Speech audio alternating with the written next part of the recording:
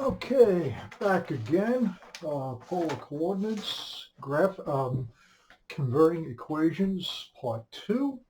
In this case, we'll be going from polar into rectangular. And there are a few tricks here which we're going to need to use. Um, Specifically, let's try and remember r is square root of x squared plus y squared. And we're going to take a look at our main diagram. Now we're going to notice a few things which we are going to use. Well, first off, if we come across a cosine theta, that's x over r, so it'd be x over x squared plus y squared. And if we come across a sine theta, then we're going to have y over r is sine theta, which is y over x squared plus y squared. So this will help us maneuver around the idea of the r, because if we're going into rectangular, then we don't want the theta or the r to appear. We want x's and y's to appear in the final result. And we're looking for something of the form y equals f of x. So, first example, here we go. Express -8 cosine theta in rectangular coordinates. So let me show you, we're going to use a little trick here. All right, so let's start. R equals -8 cosine theta. And, well, if we just leave it as R, then we're going to have this problem with the radical, which we'd rather not have. So if we can, we won't be able to later, but in this case, what we'd like to do is not have the R. We'd rather have R squared, right? So that we don't have the radical. So if we multiply both sides by R, look at what we get. We get -8 r cosine theta. And, we've seen many times in the past, this is just x, and this is x squared plus y squared if we square that. So you get x squared plus y squared equals -8x. And, you're supposed to identify that as a circle. So what we're going to do is we're going to take a few steps here, and we're going to put it in standard form. And, we'd like to identify the center and the radius. Okay, so here we go. I'm going to move this over. So you get x squared plus 8x plus y squared equals 0. And you notice I saved the space here, and the idea is I'm going to use the process of completing the square, okay? Because I would like to make this a perfect square, okay? So the rule is, if the coefficient of the x squared term is a 1, if it's not, you have some issues, but if it is a 1, then what you're going to do is you're going to take half of this term and you're going to square it. So half of 8 is 4, 4 squared is 16. So I put a 16 there. I've made this a perfect square, but you have to remember this is an equation, it's a balance. So if I put a 16 on that side, I have to add a 16 to that side as well. Okay, so then what I've got is I've got here x plus 4, the quantity squared, right? And notice if you square this out, twice the product of these terms, that's the 8x. And you got y, I'm going to put in the -0, I don't really need to. Okay, and you get the idea that now we can identify this is a circle. Okay, so let me write that down. Yeah, crash. This is a circle. And, in this type of equation where we're not going to solve for y, we're just going to identify it. So this is not always what we have to do. If we can do it, great. If we can't, no. Circle with a center. And now you can see it has a center of -4, 0. And a radius of, well, this is radius squared, a radius of 4. Now, normally what I would do is I would, is my paper, all right. Normally what I would do is I would plot this. So let's take a look at, we can see what this looks like if we plot this. Okay. Yep, that's not good. All right, so let's plot this.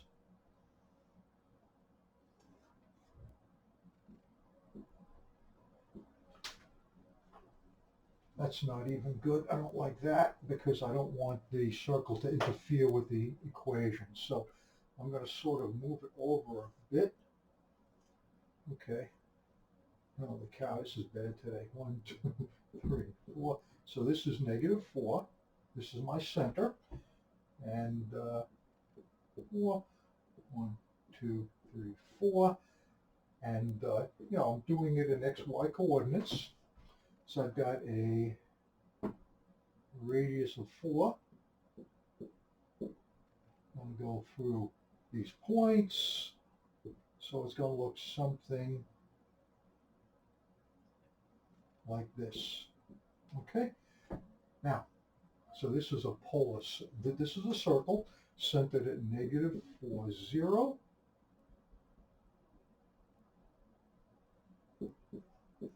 With a radius of 4. Okay, now one thing I'd like to point out is when you have a polar equation of this form with either a sine or a cosine here, and this is going to be a circle. And what the cosine means, it's going to be symmetric about the x-axis. If this were a sine, it would be symmetric about the y-axis. And what appears here, the 8, is not the radius, it's the diameter. So if you had a 6 here, you'd have a radius of 3. If you had a 10 here, you have a radius of 5. Now the negative indicates what part of, in this case, the x-axis it hugs. The negative, it's going to hug the negative x-axis and be tangent to the origin. If this were a positive, it would be out here. It would be symmetric about the x-axis, but on the positive side. Same thing happens if this were a sine. If this were a sine, it would be symmetric about the y-axis, positive above, negative below. Okay, so that's what we will find there. And there are lots of problems to graph and to work out in some of those worksheets that I handed out in class. So I would advise you to definitely work on those. Okay, so let's do example number 2. Example number 2 is a little bit more complicated. Let's see if I can find it. Got my notes here. That's from last time. And where did they go? Okay. Aerodynamics. So example number 2.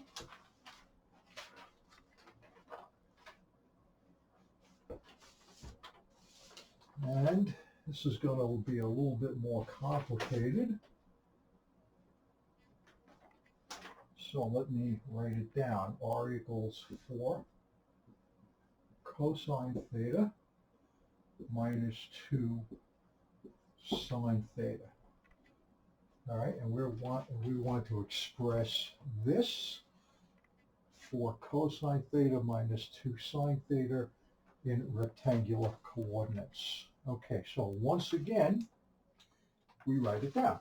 Okay, you got R equals 4 cosine theta minus 2 sine theta.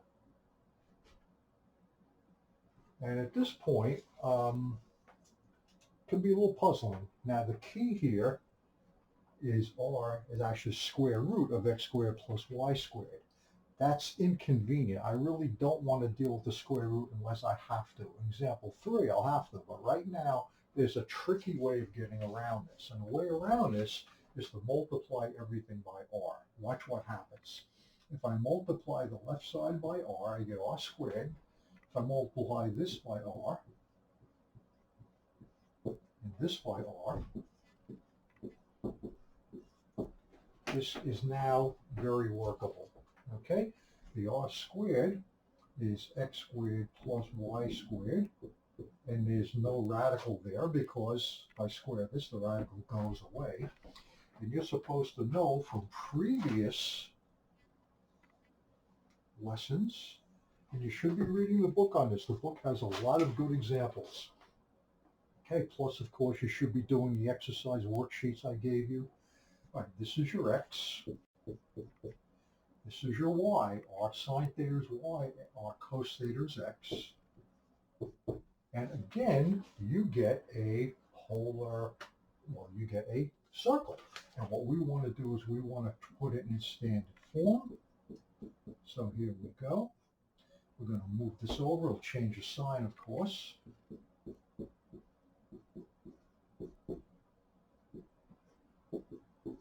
Okay. And the process, again, is completing the square, something you did in pre-calc 1, which definitely is important. Okay. So again,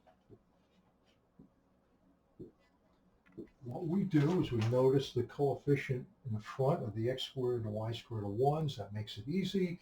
If this were, let's say, a 3, we'd have to divide everything by 3 in order to make it a 1, and that's going to have some complications. So we'll perhaps go there in the future, but right now we're going to stick with the easy way. All right, so the rule is you take half of the coefficient middle term. Half of this is -2. -2 squared is 4. So I add a 4 onto here in order to make it a perfect square, and therefore I also add a 4 onto the right side because an equation is a balance. Okay, over here, half of this term is a 1. 1 squared is 1, so I add that to both sides. Okay, and now what I get, you should be able to do this with a high degree of confidence.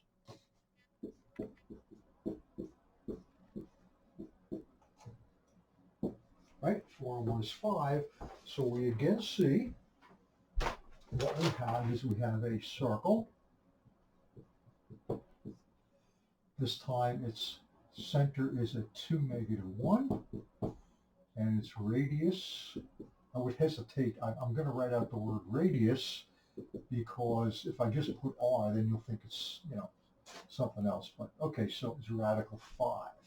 So this actually is our final result, and we should be able to identify what it is. And also, again, notice that we're in a situation where we have a standard form here, and therefore we don't always have to write y equals f of x, because this is a recognizable form. So if we make a little sketch here,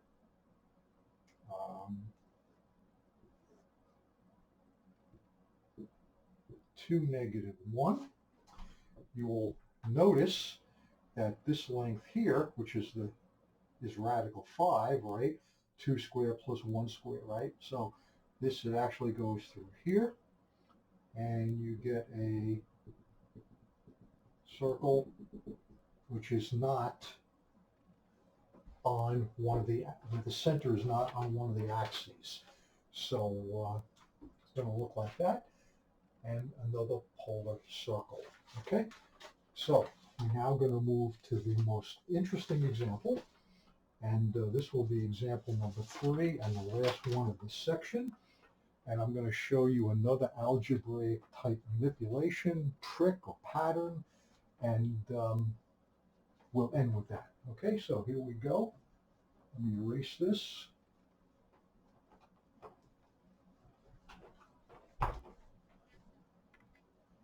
All right, so let's see if we can. Okay, so in this case, this is going to look a little bit messy. We're going to, this is example number 3. Okay, that's a bad 3. Okay, we're going to express r equals 4 over 1 minus cosine theta. Okay, now this is kind of tricky. This is not easy. So let me show you what we would do. All right, so if we start with this equation, r equals 4 over 1 minus cosine theta, it's kind of puzzling. I mean, it's definitely not that easy. So again, we look for patterns we are familiar with. So I'm thinking here that what you may want to do is cross multiply. Okay, so we get r times 1 minus cosine theta equals 4. And at this point, we're going to start using a couple of the tricks I showed you here. Now, in order to not write too much, for here, I'm just going to write in radical. Okay, just a little shortcut. I guess I'll put it in later. But and cosine theta is x over r, so it's x over the radical. Okay, so you got that. So now what I'm going to do, I'll put it in, but I think this is the pattern that we're looking for. All right, cosine theta is x over r, which is x over the radical, and r, of course, is just the actual radical. So if I put in the x squared plus y squared here, okay, and now what I'm going to do is I'm going to multiply this out. And the reason why this is going to work nicely is because things are going to cancel. Okay, so this times this times 1, of course, is x squared plus y squared under radical. And this times this is on the top of fraction, this is on the bottom. I simply get minus x. Okay, and you know, in this situation, I've got the radical. I can't get around it. I'm going to have to deal with it. So I have radical x squared plus y squared. I'm going to move this over. And I'm going to have to square both sides. And that's the reason why I moved over the x. All right, because I can square that easily, whereas over here it's going to be a bit of a pain. So I get squaring x squared plus y squared, of course, right? If I square this, squaring a binomial, x squared plus 8x plus 16, and lo and behold, those guys cancel, and what I get is I get y squared equals 8 times x plus 2. And again, this is probably about the best that we can do here.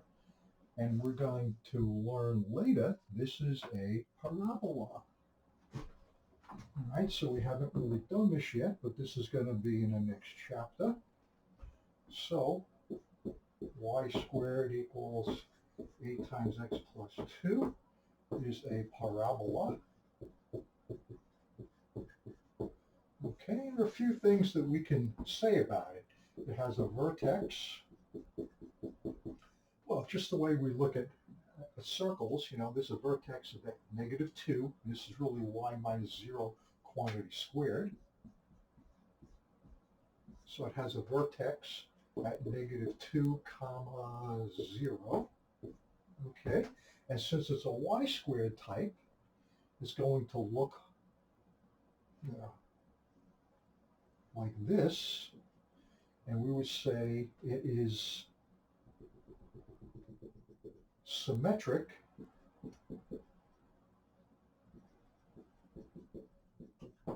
about